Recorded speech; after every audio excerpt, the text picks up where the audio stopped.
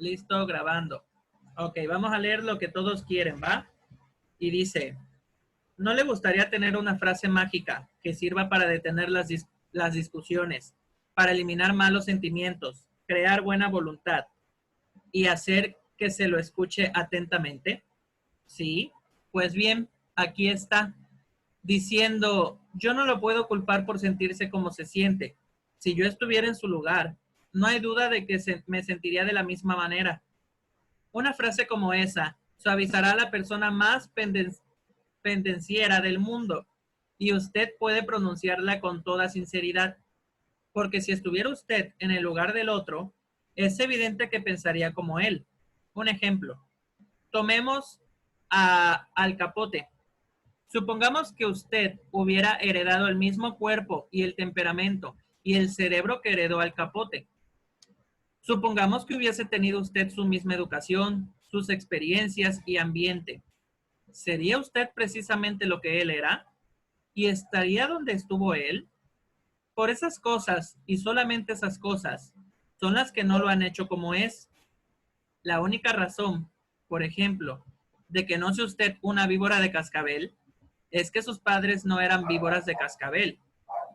Muy poco crédito merece usted por ser lo que es. Y recuerde también que muy poco descrédito merece por ser como es la persona que se le acerca irritada, llena de prejuicios, irrazonable. Tenga compasión del pobre diablo. Apiádase de él. Simpatice con él. Dígase, ese, si no fuera por la gracia de Dios, podría ser yo. Las 3/4 de las personas con quienes se encontrará usted mañana tienen sed de simpatía. Deles esa simpatía y le tendrán cariño. Yo pronuncié cierta vez una conferencia radiotelefónica acerca de la autora de Mujercitas, Louisa May Alcott. Naturalmente, yo sabía que había vivido y escrito sus libros inmortales en Concord, Massachusetts, pero sin pensar en lo que decía, hablé de una visita hecha por mí a su viejo hogar en Concord, Nueva Hampshire. Si hubiera dicho Nueva Hampshire solo una vez, se me podría haber perdonado, pero desgraciadamente lo dije 2 veces. Me vi asediado por cartas y telegramas, agrios mensajes que giraban en torno a mi indefensa cabeza como un enjambre de avispas. Muchos de ellos mostraban indignación, unos pocos eran insultantes. Una dama colonial, criada en Concord, Massachusetts, y residente por entonces en Filadelfia, volcó en mí su ira más ardiente. No podría haberse mostrado más punzante si yo hubiese dicho a la señorita Alcott pertenecía a una tribu de caníbales. Al leer la carta, reflexioné, gracias a Dios que no me he casado con esta señora. Tuve impulsos de escribirle manifestándole que si bien yo había cometido un error geográfico, ella lo había cometido en cuanto a cortesía. Esa iba a ser mi frase inicial. Después, ya vería lo que pensaba de ella. Pero no lo hice. Me dominé. Comprendí que cualquier tonto acalorado haría lo mismo. Yo quería estar por encima de los tontos. Por eso decidí tratar de convertir esa hostilidad en amistad. Sería una especie de desafío, una especie de juego para mí. Me dije, después de todo, si yo estuviera en su lugar, pensaría probablemente lo mismo que ella. Así, pues, decidí simpatizar con su punto de vista. Tuve que ir a Filadelfia y no tardé en llamarla por teléfono. La conversación fue algo así. Señora fulana de tal, usted me escribió una carta hace pocas semanas y quiero darle las gracias. Y ella contesta, en tono culto, bien educado. ¿Con quién tengo el honor de hablar? Usted no me conoce. Me llamo Dale Carnage.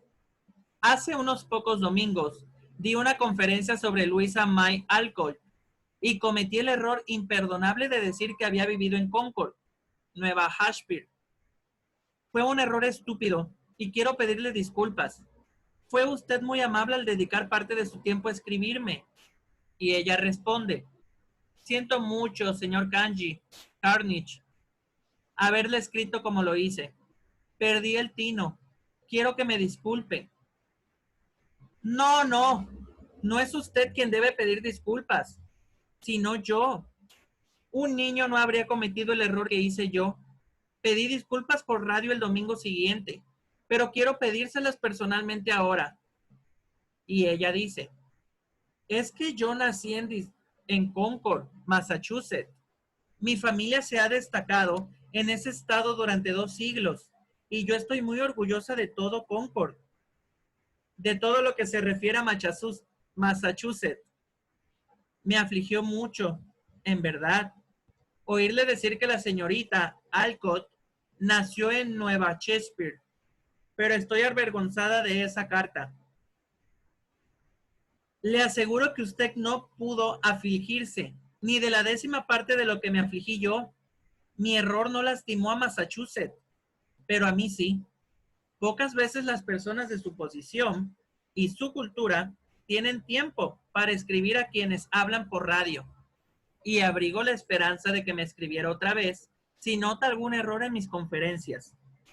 Y ella responde, quiero que sepa que me ha gustado mucho la forma en que acepta usted mis críticas.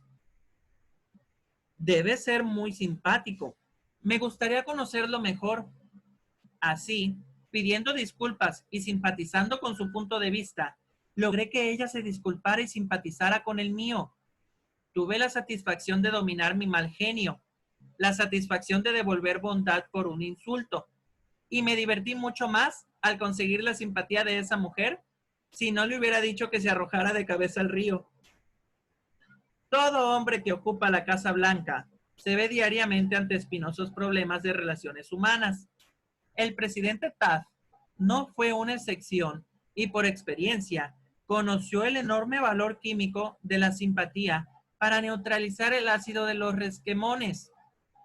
En su libro Ética en Servicio, Taft da un ejemplo bastante divertido sobre la forma en que suavizó la ira de una madre decepcionada y ambiciosa.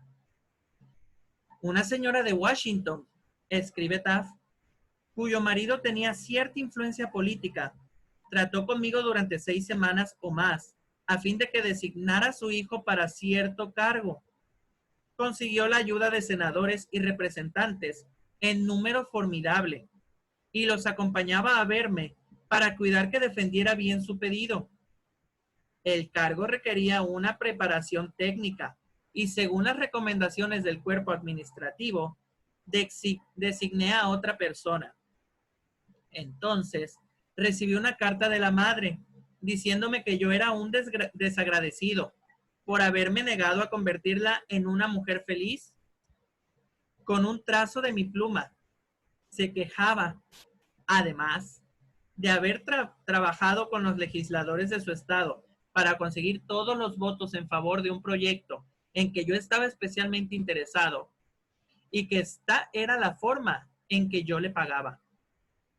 Cuando uno recibe una carta así, lo primero que hace es pensar cómo puede mostrar severidad con una persona que ha cometido una impropiedad o a una cierta impertinencia. Entonces escribe uno la respuesta, pero si es prudente, guarda la carta en un cajón y cierra el cajón con llave. La saca uno a los 2 días. Estas comunicaciones pueden retrasarse, siempre 2 días, y entonces no la envía ya. Ese es el camino que seguí yo. Pasados 2 días me senté a escribir otra carta, una carta tan cortés como pude, en la cual decía comprender la decepción maternal en las circunstancias, pero que en verdad el nombramiento no dependía solamente de mis preferencias personales, que tenía que elegir a una persona con experiencia técnica y, por lo tanto, había tenido que seguir las recomendaciones del cuerpo administrativo. Expresaba la esperanza de que su hijo realizara en el cargo que ocupaba las esperanzas que él depositaba a su madre. Esto la calmó y me escribió para decirme que lamentaba haberme enviado la primera carta. Pero el nombramiento no fue confirmado enseguida y al cabo de un tiempo recibí una carta que figuraba ser del marido de esta mujer. Aunque la letra era la misma de antes, se me informaba en esa carta que, debido a la postración nerviosa sufrida por la decepción de la señora en este caso, había tenido que ponerse en cama y sufría ahora un grave cáncer al estómago. ¿No querría yo devolverle la salud, retirando el primer candidato y reemplazándolo por su hijo? Tuve que escribir otra carta, esta vez al marido, para decirle que esperaba que el diagnóstico no fuera exacto, que lo acompañaba en la pena que debía producirle la enfermedad de su esposa, pero que me era imposible retirar el nombre del candidato al cargo. El hombre por mí designado fue confirmado y 2 días después de haberme recibido esta carta, dimos una fiesta en la Casa Blanca. Las primeras 2 personas que me llegaron a saludar, a mi esposa y a mí, fueron el marido y la mujer del caso. A pesar de que ella había estado en artículo mortis tan poco tiempo antes. J. Magnum representaba una compañía de mantenimiento de ascensores y escaleras mecánicas en Tulsa, Oklahoma, que tenían el contrato de mantenimiento de las escaleras mecánicas de uno de los principales hoteles de Tulsa. El director del hotel no quería clausurar las escaleras por más de 2 horas seguidas, debido a los inconvenientes que eso causaría a los pasajeros. La reparación que debía hacerse insumiría por lo menos 8 horas y la compañía no disponía de un mecánico especializado en todo momento, como habría sido necesario para satisfacer al hotel. Cuando el señor Magnum logró agendar a un buen mecánico para hacer el trabajo, llamó al gerente del hotel y en lugar de discutir con él para obtener el tiempo necesario, le dijo: Rick, sé que su hotel tiene muchos pasajeros y que a usted le gustaría que la clausurara de las escaleras mecánicas se redujera a un mínimo. Entiendo su preocupación por este punto y haré todo lo posible por acomodarme. No obstante, después de estudiar la situación, hemos llegado a la conclusión de que si no hacemos el trabajo completo ahora, la escalera podría sufrir un perjuicio más serio y la clausura a la larga sería más prolongada. Estoy de acuerdo de que usted no querrá causarle ese inconveniente a sus pasajeros durante varios días seguidos. El gerente debió admitir que un cierre de 8 horas seguidas era preferible a uno de varios días, simpatizando con el deseo del gerente de mantener me perdí.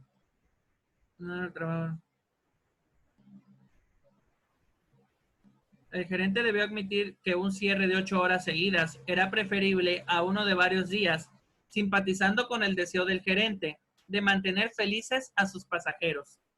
El señor Magnum pudo hacerlo pensar como él, fácilmente y sin rencores. Joyce Norris, una profesora de piano de St. Louis, Missouri, contó cómo había manejado un problema que las profesoras de quien quiera que desee ejecutar el piano con buena y brillante técnica, la señora Norris nos contó. Yo sabía que uñas largas serían una barrera a su deseo de aprender a tocar bien. Durante nuestras conversaciones antes de iniciar las lecciones, no le dije nada sobre las uñas. No quería desalentarla al comenzar el estudio. Y además, sabía que no querría perder esas uñas de las que se enorgullecía y cuidaba tanto.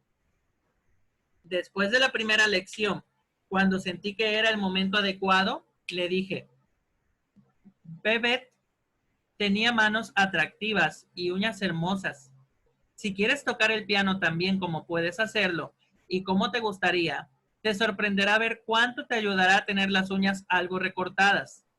Piénsalo, ¿eh? Hizo un gesto que representaba una negativa absoluta. Hablé con su madre sobre esta situación pero sin olvidar hacer mención de lo hermosas que eran sus uñas. Otra reacción negativa. Era evidente que las hermosas uñas manicuradas de Babette eran importantes para ella. A la semana siguiente, Babette volvió para la segunda lección. Para mi sorpresa, se había cortado las uñas. La felicité y le elogié por haber hecho el sacrificio. También le agradecí a la madre por haber ejercido su influencia para que Babette se cortara las uñas. La respuesta de la madre fue: oh, yo no tuve nada que ver con el asunto. Ella decidió hacerlo por sí misma. Es la primera vez que se ha cortado las uñas por pedido de alguien. La señora Norris amenazó a Babette. ¿Le dijo que se negaría a darle clases a un estudiante con uñas largas? No, nada de eso. Le informó a Babette que sus uñas eran hermosas y que sería un sacrificio cortárselas. Fue como si le dijera: me pongo en tu lugar, sé que no será fácil, pero la recompensa será un desarrollo musical más rápido. Si Urok fue probablemente el primer empresario musical de los Estados Unidos, durante un quinto del siglo ha dirigido artistas tan famosos como Charlie Pin, Isadora Duncan y la Pavlova. El señor Urok me dijo que una de las primeras lecciones que aprendió al tratar con estas estrellas llenas de temperamento se refería a la necesidad de mostrar simpatía y más simpatía por su ridícula idiosincrasia. Durante 3 años fue empresario de Fyodor Chaliapin, uno de los más grandes bajos que ha conocido el mundo. Pero Chaliapin era un problema constante. Se comportaba como un niño malcriado. La frase de Hurok es inimitable. Era un infierno de tipo en todo sentido. Por ejemplo, Chaliapin llamaba un día al señor Hurok a mediodía para decirle: me siento muy mal, tengo la garganta inflamada, me va a ser imposible cantar esta noche. Discutía con el señor Hurok. Jamás. Ya sabía que un empresario no podía tratar así con los artistas. Corría al hotel de Chaliapin lleno de compasión. ¡Qué lástima!, se lamentaba. ¡Qué lástima, pobre amigo mío! Es claro que no podrá cantar. Ahora mismo voy a cancelar el concierto. No le costará más que una gran cantidad de dinero, pero eso no es nada comparado con su reputación. Entonces suspiraba Chaliapin y decía: quizás sea mejor que vuelva usted más tarde. Venga a verme a las 5 y ya veremos cómo me encuentro entonces. A las 5 volvía Hurok al hotel, siempre lleno de simpatía y compasión. Insistía en que debía cancelarse el concierto y que otra vez suspiraba Chaliapin y decía: bueno, quizás sea mejor que vuelva más tarde. Quizás esté mejor entonces. A las 7:30, el gran bajo aceptaba cantar, pero con la condición de que Hurok aparecía primero en el escenario de la Ópera Metropolitana para anunciar que Chaliapin sufría un resfriado y no estaba esa noche en plena posesión de su voz. El señor Hurok debía mentir, pero dijo que si así lo haría, porque sabía que esa era la única manera de conseguir que el gran bajo se presentara en público. El doctor Arthur A. Gates dice en su espléndido libro Psicología Educacional: la especie humana ansia universalmente la simpatía. El niño muestra a todos unas lastimaduras, o aún llega a infligirse un tajo o un machucón para que se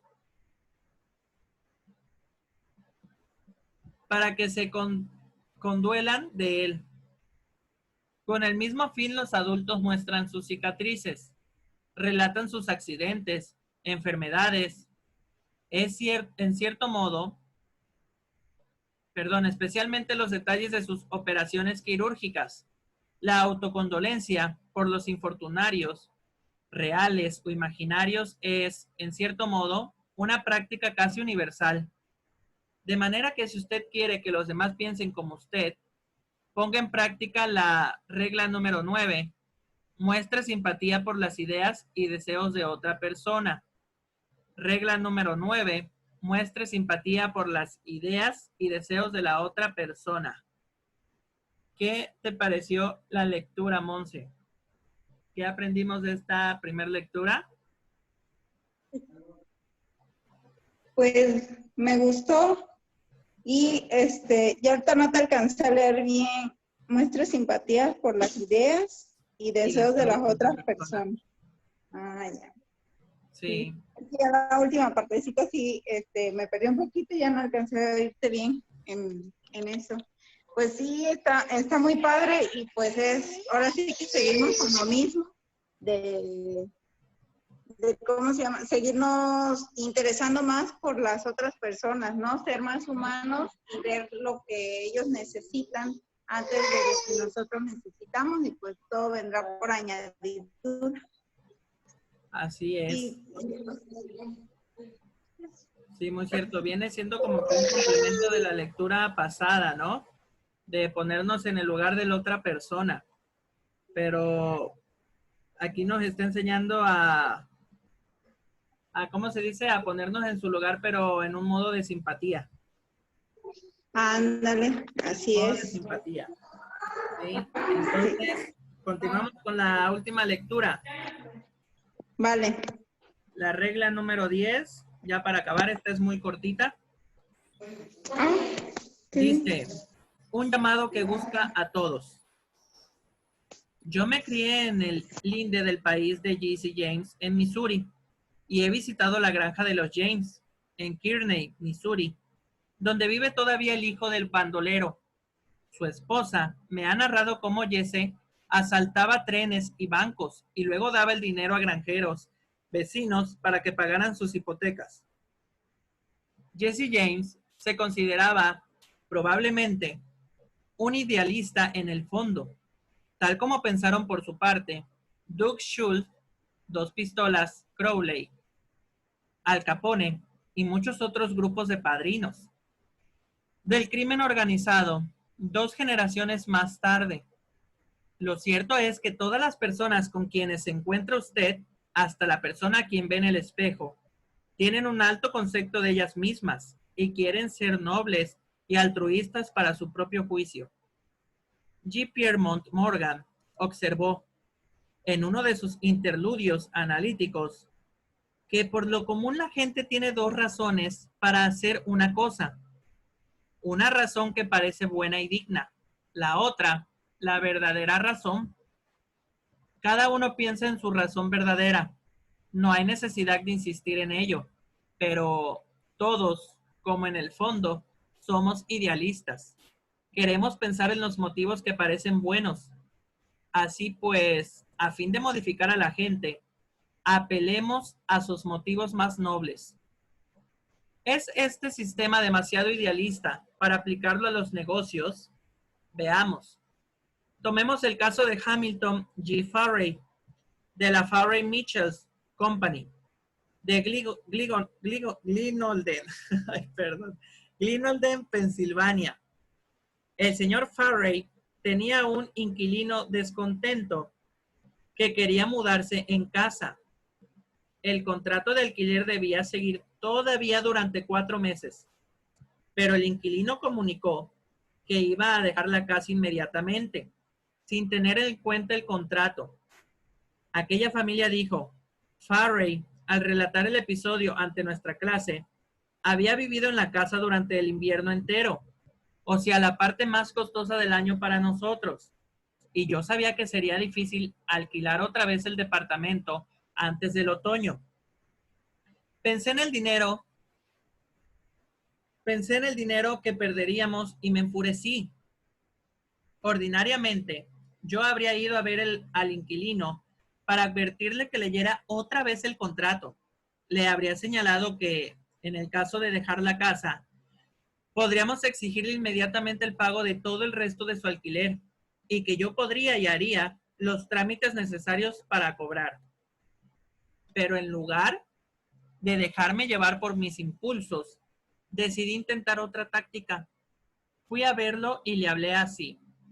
Señor fulano, he escuchado lo que tiene que decirme y todavía no creo que se proponga usted mudarse. Los años que he pasado en este negocio me han enseñado algo acerca de la naturaleza humana. Y desde un principio he pensado que usted es un hombre de palabra. Tan seguro estoy que me hallo dispuesto a jugarle una apuesta. Escuche mi preposición. Postergué su decisión por unos días y piense bien en todo. Si entre este momento y el 1 de mes, cuando vence el alquiler, me dice usted que sigue decidiendo a mudarse, yo le doy mi palabra que aceptaré esa decisión como final. Le permitiré que se mude y y admitiré que me he equivocado. Pero todavía creo que usted es un hombre de palabra y respetará el contrato, porque al fin y al cabo somos hombres o monos y nadie más que nosotros debe decirlo.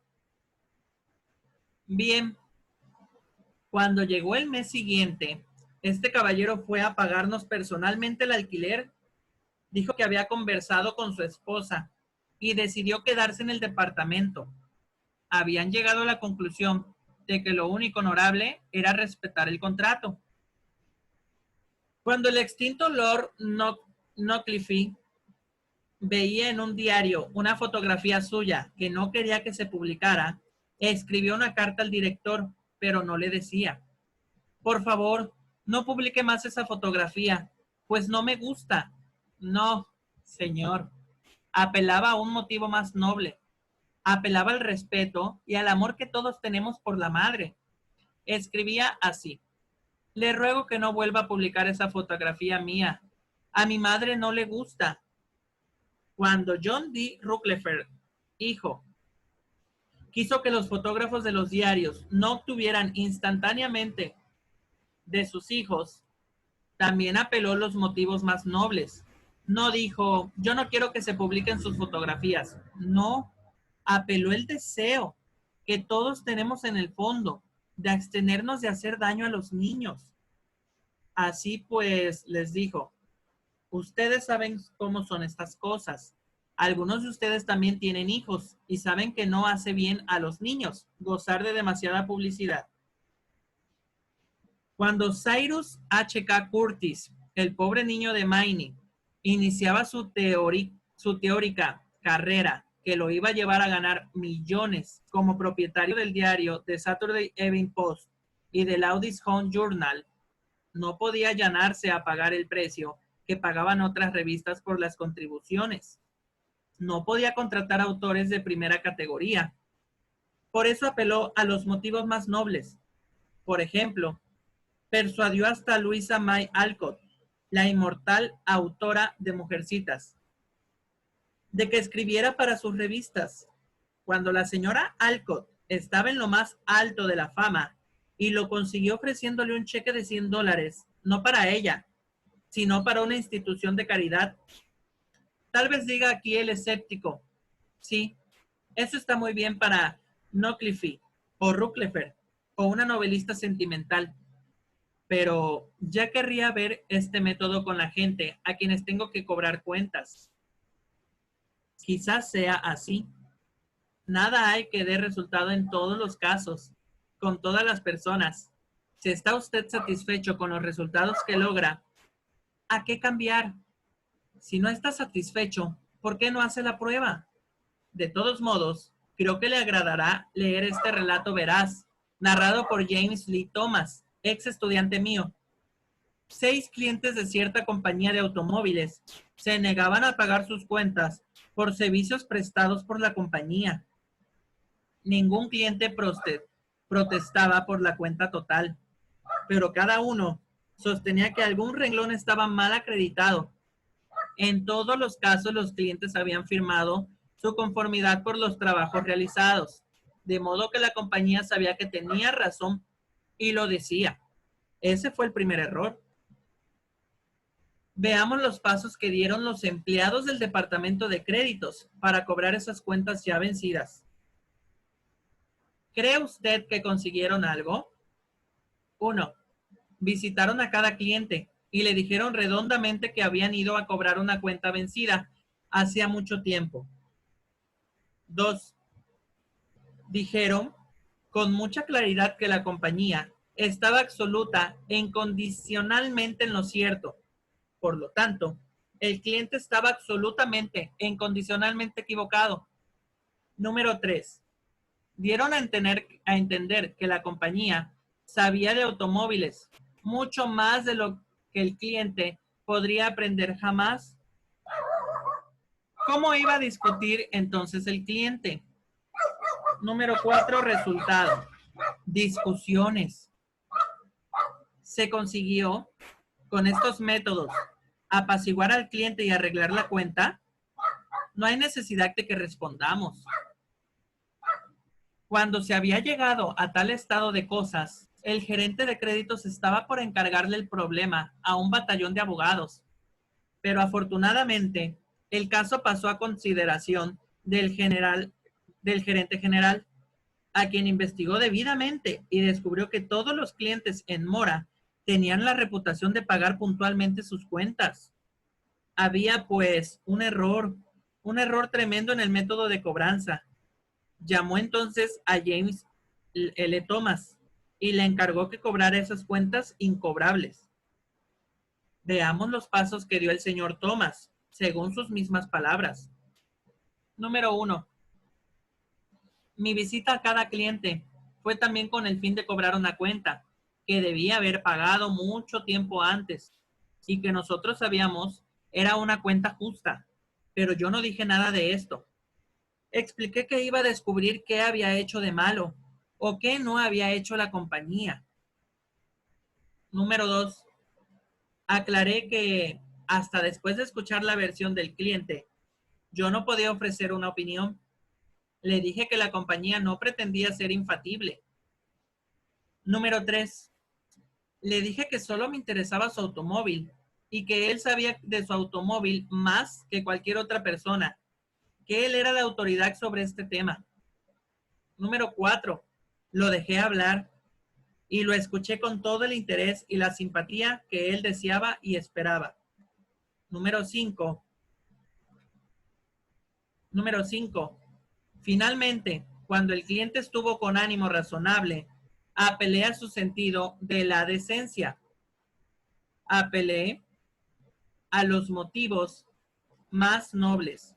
Le dije así: primero, quiero que sepa que esta cuestión ha sido mal llevada. Se lo ha molestado e incomodado e irritado con las visitas de nuestros representantes. Nunca debió proceder así. Lo lamento. Y como representante de la compañía le pido disculpas.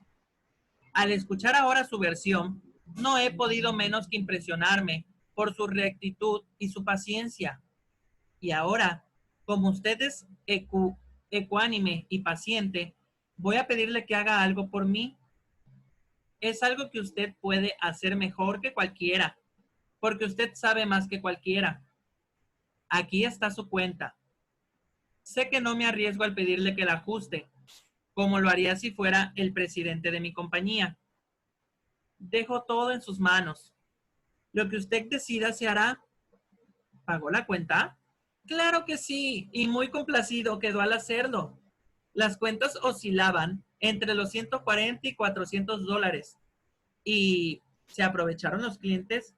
Sí, uno de ellos se negó a pagar un centavo del renglón protestado, pero los otros 5 pagaron todo lo que decía la compañía. Y lo mejor del caso es que en los 2 años siguientes entregamos automóviles nuevos a los 6 clientes, encantados ahora de tratar con nosotros. La experiencia me ha enseñado, dijo el señor Thomas, finalmente, que cuando no se puede obtener un informe exacto acerca del cliente, la única base sobre la cual se puede proceder es la de presumir que es una persona sincera, honrada, veraz, deseosa de pagar sus cuentas. Una vez concedida de que las cuentas son exactas, en otras palabras, más claras quizá, la gente es honrada y quiere responder a sus obligaciones. Las excepciones de esta regla son comparativamente escasas y yo estoy convencido de que el individuo inclinado a regatear reaccionará favorablemente en casi todos los casos si se le hace sentir que se le considera una persona honrada, recta y justa. Regla número 10, apele a los motivos más nobles. Repito la regla. Regla número 10, apele a los motivos más nobles. Me gustó mucho esta lectura. Te voy a tomar captura de pantalla.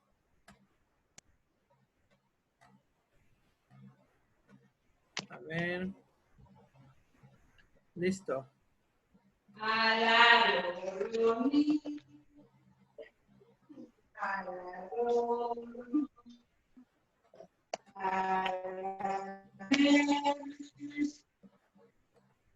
Mañana vamos a leer.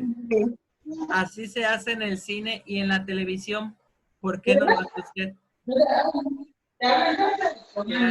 Espérame. Sí. ¿Me hablas? Ajá. Sí. Ah, pues sí, mañana vamos a leer, que nada más te entendí del cine, perdón.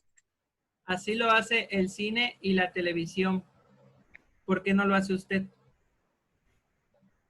Ah, ya. Esa suena buena. Ese es el tema. ¿Quién sabe qué hagan ellos?